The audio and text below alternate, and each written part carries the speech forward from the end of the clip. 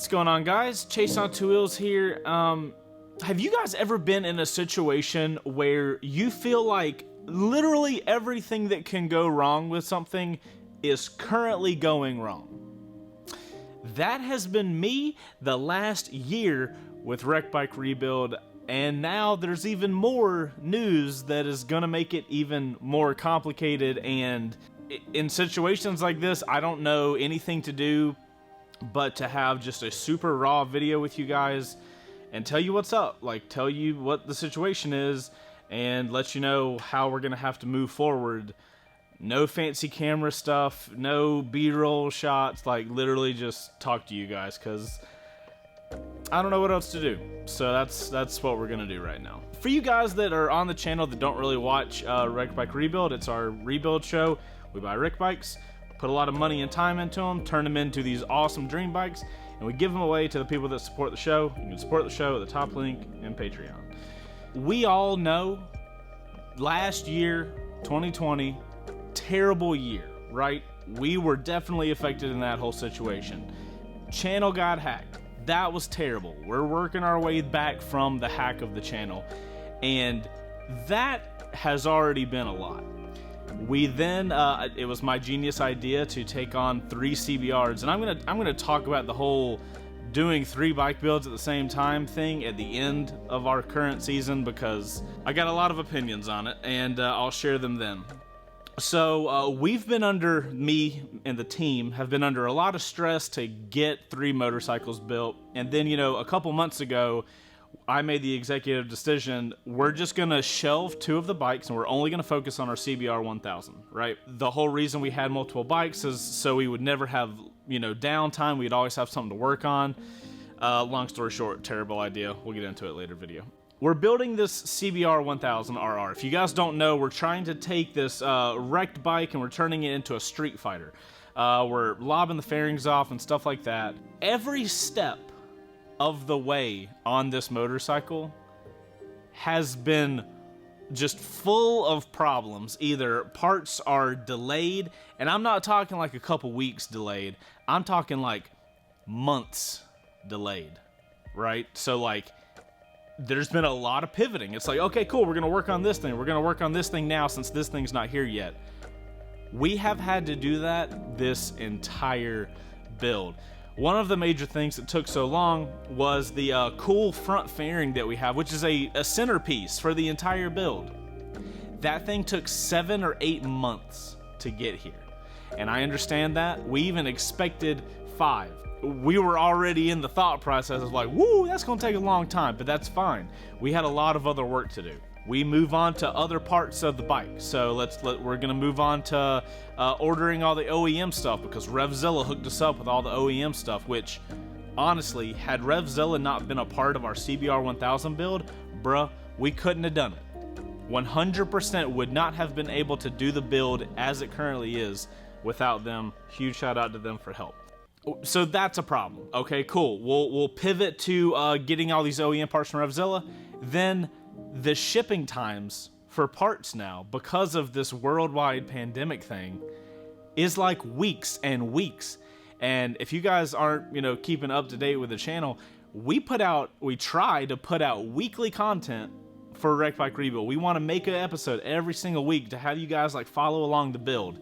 This has made it the most frustrating build my team and I have ever freaking done. I'm not to the point that I'm frustrated yet. This is all just the culmination. I'm trying to bring you guys along with what has been in the background, because obviously we have this fun motorcycle channel. We all enjoy what we do. We don't want to come across as like bitching because we have phenomenal jobs. We work really hard, but we have phenomenal jobs. So it feels a little crappy for me to complain about you guys, but like, it is so stressful putting out high quality weekly content. So for the last 5 months, all we've done is pivot to this, pivot to that, pivot to this, pivot to that. We are finally in the point where things seem to be coming together. Our timeline has been ruined because of all of this pivoting. We have 8 weeks to finish the motorcycle. That as of when this video is coming out, was 3 weeks ago. I think it might even be 4 weeks ago. So when you guys are actually watching this video, we have 4 weeks to finish our CBR 1000. We were on track to somehow, despite all of the bullshit, we had a plan to actually finish the motorcycle by the end date. If you guys aren't familiar, the only way we can do the giveaways we do is because they have a very set end date. That end date cannot move. If you're wondering, Chase, why were you reaching out to figure out why the end date couldn't move, or if you could move it? So, when we were at 8 weeks out, you know, Brian and I sat down, we sketched out a master plan of like, all right, if we bust ass for 8 weeks, we will get this bike done. It will be done at our quality level, and it will have everything on it that we wanted to have on it. We've had all this stress with jumping around. But Brian and I sat down, we hashed out the master plan. No, it's not enough time to make all the content we wanted to make, but at the end of the day, all these people supporting the show, we were gonna have a finished motorcycle. A couple of days later, we get an email. I'm not gonna go into details, but it's like engine work. Obviously, let's all be honest, I can't even go into details. We've sent part of the engine off to make it faster than it currently is. The bike's gonna be done fast. We were told when we sent the engine off that it was a 3 to 4 week turnaround time between getting it there and getting it back. That was tight, but we were gonna be able to do it. We got an email saying, oh yeah, the people that do our work are behind by 8 weeks. I don't know if the math makes sense with that, but that means, hey, it's taken us 4 weeks, so we'd have the engine back with 4 weeks left to get the work done, get the jobs done on it. These guys are telling us we ain't gonna get the engine parts back that they need to do the work they're gonna do for 8 weeks.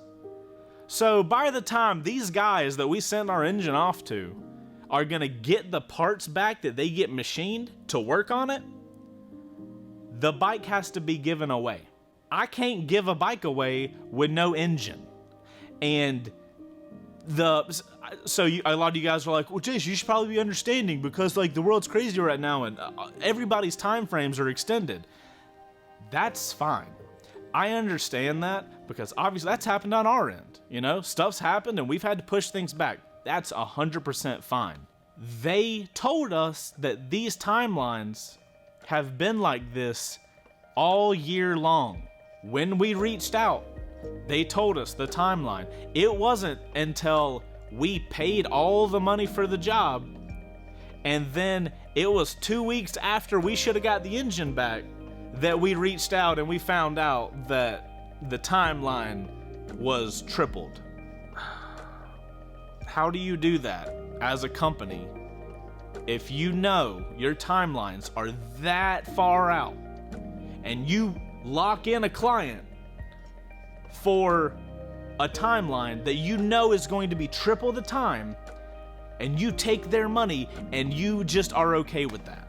As a business owner, I cannot explain to you guys how frustrating that is. When I'm trying to run this show and this business and like figure out all these problems that we've had and all these challenges that we're working through, and then we finally get to the point where the finish line is visible. We can see it and we are like gathering up energy to make it to the finish line because we put out a quality product and we are not going to put out something that is not our quality level. We are so happy that it somehow worked. And then you just get pushed down at the very end at that point. Okay, so there's where we are, right? Now you guys are caught up. Why am I making this video? One, it's cathartic, I think is the word. It's nice to be able to get things off my chest. I do this to my guys, I do this to my wife, but like there's a different level where you guys we can just have an even playing field, right? You guys understand the shit show that we're having to deal with, so that way, when you guys see how we roll, it makes a little more sense. This is one of those situations. in finding this news out, I reach out to the legal team that helps with Wreck Bike Rebuild, and I was like, hey, is there any way we can extend the deadline, because we won't even have the engine built by the time the bike has to be given away. So I find out that I could do that, but will incur very bad things, fines and fees and all types of stuff that we are not able to handle right now. Our only recourse currently is the end of July is when our season 5 of Wreck Bike Rebuild ends. When that episode ends, or when that season ends, a winner will be chosen, and when that winner is chosen, they are going to have to win the bike with the understanding that the bike is nowhere near being done, and we are going... I don't even know what type of content we're going to make. Are we just going to like rush through it? That's a disservice to you guys. We've spent the better part of a year working on this CBR1000, and like to rush it at the end makes no sense to me. So I'm on my end still trying to figure out what to do, and I don't even, because the whole point, right, is to bring you guys along with these builds, show you guys how we do this work, and it feels so garbage to be like, well, we got to rush the end of it. The end is the good part. The end is the part that we've worked so hard to bring everything together. Me being the more content-focused guy, I don't want to put the content down at the end of the season and not have this awesome bow on this big package we've created. So I can't tell you guys how frustrating that is, not only on a personal end, but like, you know, I've got our whole Patreon page, and I want to be clear, the Patreon people, the guys that support us over there, the guys and girls that support us over there, are the coolest people with everything. You guys have no idea how much I appreciate you if you're part of the group. If you're thinking about joining, now has never been a better time to help us out through this. And if you're already there, like you guys are awesome. This pressure is not from you guys. It's from internally wanting to do the best for the people that are putting money behind the support they have for us. And if you can't afford Wreck Bike Rebuild Patreon stuff, that I don't care. You know, if you're just watching the show, that's awesome too. I'm not trying to say like the people that pay are better than the people that are just watching. All of y'all that enjoy the Wreck Bike Rebuild stuff are phenomenal. The guys and I wouldn't get to do any of the stuff we do if you didn't watch. So, huge shout out to you guys. That's where we are, guys. I don't think I'll update YouTube like this again. Like I'll do stuff like this over on Patreon, you know, for that community, but I just needed to kind of get this off my chest and let you guys know about this really weird situation. Like, the CBR is going to be, a winner's going to be decided before it's even being done built. I cannot express how much I hate this idea, but there's literally, like, legally nothing I can do. Sorry for the bummery video. I don't really enjoy making videos like this. I don't know if you guys enjoy, hopefully you don't enjoy watching videos like this, because that'd be kind of weird. We are struggle busing it, and I am ready to just get back to normal things as far as builds go. I don't know when that's gonna happen. I'm ready for it, man. I'm tired of problems. We've had a year and a half of just major issues. Anyways, guys, I'm gonna go figure things out now. I appreciate you watching this video. It would be awesome if you could hit that like button, and I really hope you don't watch this video and you aren't subscribed, because if you're not subscribed, you probably don't understand the story. But if you're for some reason watching this video and you want to see more normally very jovial motorcycle content, I welcome you to subscribe to the channel. We do make a ton of motorcycle content, and if you guys are interested in helping support Wreck Bike Rebuild, top link down below, patreon.com/Chaseontwowheels. That'll take you there. Also, fun fact, we have a website coming up soon. Wreck Bike Rebuild's going to be on its own site, which is cool. That's fun, real positive thing. We'll talk about that later when it gets here. Guys, I appreciate the support. We wouldn't be able to do, I say it all the time, I don't know if it falls on deaf ears or what, but like, you guys really need to know, we would not get to do the stuff we get to do without you guys watching and supporting, and it really does mean the world to us, and I appreciate it. All right, ending on a happy note. Like we've got support. We got awesome, beautiful people that watch the show. We're happy. We get to do fun jobs. Everybody loves the work they do most of the time. All right, guys, trying to amp myself up. Outro crew. All right, so if you got to this point in the video, you're in the outro crew, which means you need to make a comment down below, and you need to put OC in your comment.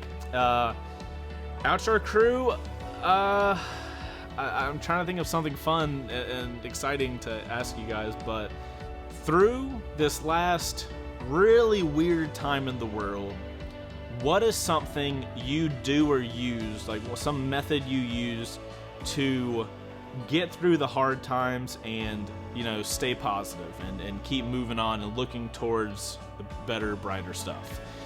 Let me know in the comments down below. We'll see you on the next one. Later, guys.